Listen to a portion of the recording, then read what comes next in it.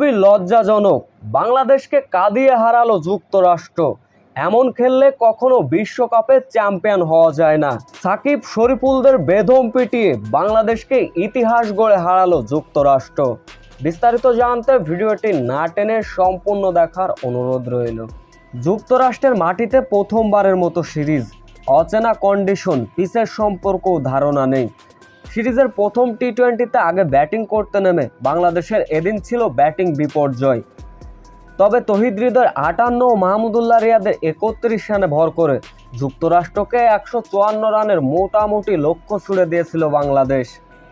Bowling শুরু করতে নেমে মুস্তাফিজুর রহমান ও শরীফুলের অসাধারণ কম্বিনেশন দ্রুত উইকেট তুলে নিতে থাকেন। যুক্তরাষ্ট্রের দলীয় রান যখন 11 ওভারে 2 উইকেট হারিয়ে 75, ওই ওভারে পরপর 2 উইকেট নিলেন মুস্তাফিজুর রহমান। তবে কোরি অ্যান্ডারসনের ব্যাটিংয়ে ভর করে 16 ওভারে 100 রান পার করে ফেলে যুক্তরাষ্ট্র। তবে ষষ্ঠ উইকেট জুটিতে কোরি অ্যান্ডারসন ও হারমিত সিং বাংলাদেশি বোলারদের উপর চড়াও হয়ে ব্যাটিং তাণ্ডব করেন। শেষ 11 বলে যুক্তরাষ্ট্রের জয়ের জন্য প্রয়োজন ছিল মাত্র 22 রান।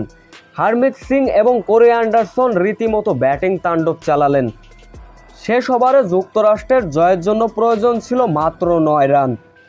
বোলিংয়ে ছিলেন মাহমুদুল্লাহ রিয়াদ, কিন্তু কোরি অ্যান্ডারসন এবং হারমিতের ব্যাটিং তাণ্ডবে ভর করে বাংলাদেশকে 5 উইকেটে হারায় যুক্তরাষ্ট্র।